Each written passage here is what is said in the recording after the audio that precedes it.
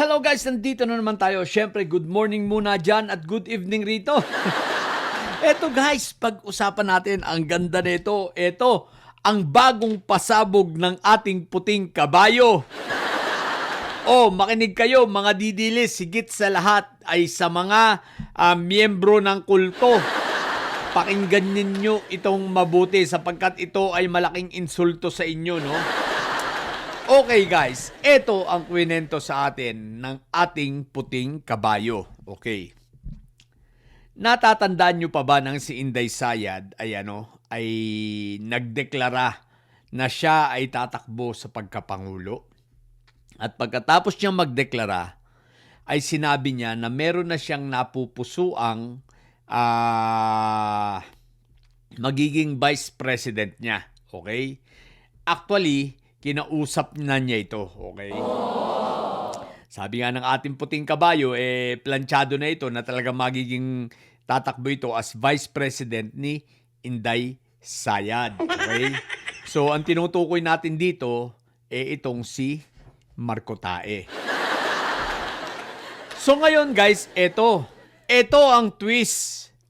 Alam nyo ba na nang sampahan ng ombudsman itong si Marco Tae, akala ko, tayo na ang pinakamaligayang tao sa mundo, no?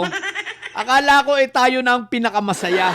Aba, nagulat ako ang sabi ng puting kabayo, may mas masaya pa daw sa atin. Aba, at sino ito? Sino ang mas masaya sa atin? Ang mas masaya pa pala sa atin. Ito, makinig kayo mga didilis ha. Mas masaya pa sa amin ha. Nang makasuhan itong si Marco Tae ng ombudsman sa Sandigang Bayan, aba, ang nagtatalon sa tuwa ay ang mga mapagpanggap at mapagkunwari.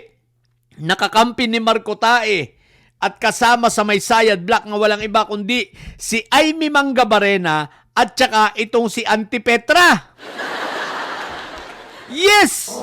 Sila ang naging unang mga pinakamasayang tao pala. What the heck, oh? Mga didilis at mga miyembro ng kulto na mga miyembro ng kulto, makinig kayo. Isipin ninyo kasama ni Marco Tae, kunwari lang pala ang mga ito. Bakit ko sinabing sila ang pinakamasaya? Ang sabi ng ating puting kabayo, no, matagal na pala nitong nililigawan itong si Inday Sayad at pati si Barbie na kung sino man ang tatakbo sa kanila bilang presidente sapagkat hindi nila hawak ang mangyayari.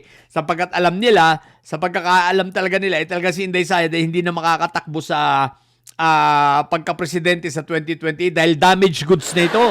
Kahit pa sabihin mo na hindi pumabor sa kanya at kulangin ng numero sa 16 o kaya ay hindi siya tuluyang ma-convict, damaged goods na ito. Kaya nga ang tatakbo talaga ay si Barbie Basti. Ngayon, ang option din ni Barbie Basti pala at ang napag-usapan na ang tatakbo talagang vice presidente ay si Marco Tae rin. Kaya nga 'di ba, ang best friend ni Marco Tae, ang kaibigan niya na walang iba kundi si Mike Diferencia ay nasa panig nitong si Barbie. Kasi nga nakaset up na sila na si Marco Tae tatakbo bilang vice president. Ngayon, itong si Aimee Manga at si Auntie Petra rin pala tawag dito? Hindi lang interesado, talagang inaasam-asam rin nila na sila ang mapili bilang vice presidente tatakbo. So, ibig sabihin, nakikipagpaligsahan sila dito kay Marco Tae at nakikipag-agawan, no? Na sila ang mapili. Kaya pala ganun sila, pabida-bida. Kaya pabida-bida sa rally, pabida-bida sa Senado. Hindi nyo napansin? Yung tatlong yan lang ang laging pabida-bida. Kasi silang tatlo ang nag-uunahan. Kaya lang, lamang na si Marco Tae dahil pinili talaga na siya ni Inday Sayad. At kung ano yung pinili ni Inday Sayad, ang sabi na rin ni Barbie, yun na rin ang preferred nila. Ngayon, dahil sa pagpili ni Barbie Basti rin kay Marco Tae na siyang tatakbong busy niya, aba, di ba? Kaya itong si Mike Diferencia dito dumikit kay Barbie. No? Kaya nga nagkaroon ng tatlong faksyon, di ba? Yung Sara All, itong sila Pokis na mga tauhan naman ito ni Iyutman. At saka itong sila, itong 18 Marites kasama itong anong pangalan ito? Mike Diferencia, itong sila Paras, di ba? lahat yan ay nakadikit ay kay Barbie Baste. So ngayon, so nag-aagawan ang tatlo. Ngayon, dalawa na lang silang mag-uunahan. Kaya tuwan-tuwa sila nang si Marco Tae ay idinimanda.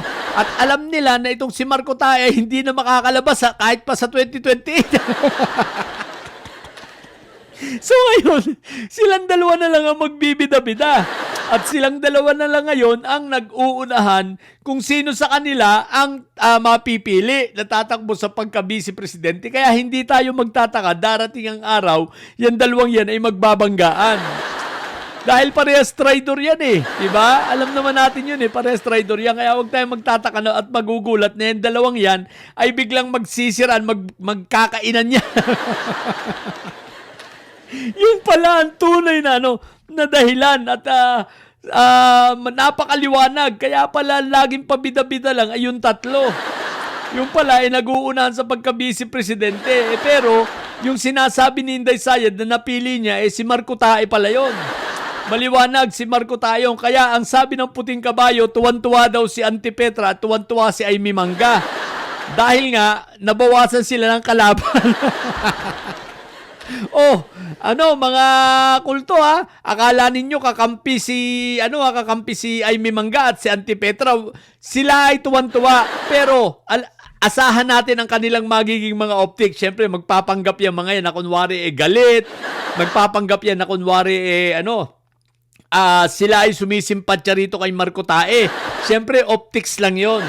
Pero ang katotohanan, tuwang-tuwa pala sila. Ngayon, si Barbie Baste, walang tiwala kay Amy Mangga.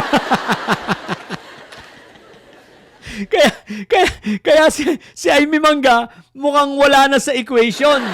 Mukhang maisang tabi. So, ang pag-asa, mukhang ang malaki-laki ang nangangarap at may pag-asa pa ay si Auntie Petra. Pero pangarap pa lang niya yun. Sapagkat mukhang ayaw din dito. Hindi rin siya gusto ni Barbie. Pero tingnan lang natin, Okay? Ngayon, eto pa. So, sabi nga, noon, kung tandaan nyo, noon pa, 2024 pa yata, sinasabi ko, 2025, sinasabi na natin, nasa, second quarter pa lang ng 2025, sinabi na sa atin ng puting kabayo na si Bongo ay tatakbo yung pagka-presidente.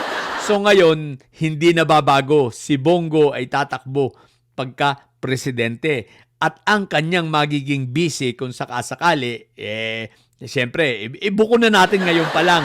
Mukhang pinagpipilian ay si Kambing Nana o kaya ay si Ipe Bengador. Kilala niyo ba si Ipe Bengador? Di ba si Philip Bengador. So kaya tahimik lang si Bongo, pero yun ay kung hindi pa lalabas ang kanyang ICC at siya ay magkakaroon pa ng pagkakataon na makatakbo sa 2028, talaga tatakbo siyang presidente para matakasan ang sakaling paglabas sa kanya ng warrant ng ICC. Yun ay paunahan. Kung hindi pa siya malalabasan hanggang 2028, mahaba-haba pa yung panahon. So mukhang malabo na rin yun. Pero yun pa rin ang plano. Kaya si Robin ay wala sa equation nitong si Barbie, di ba? Kasi nga, ito ay nasa panig ni Bongoloid, So ngayon pinagpipilian sila sino man kay Kambing Nana o kay Philip Bengador. Ang saya, di ba? So ngayon, abangan natin ang mga susunod na kabanata. So kaya ngayon, abangan natin pagdating ng panahon ng pag-aaway nitong si Auntie Petra at saka nitong si Mangga Barrena. Okay? Amy Mangga Barrena. Okay? So, yun lang. Sa mga buong didilis at may saya dyan na nyo, ang tatay nyo ay preso, ang BP nyo ay bobo. Manatili kayo mga bobo at may side sapagkat ang may side ay laging high blood. Bye!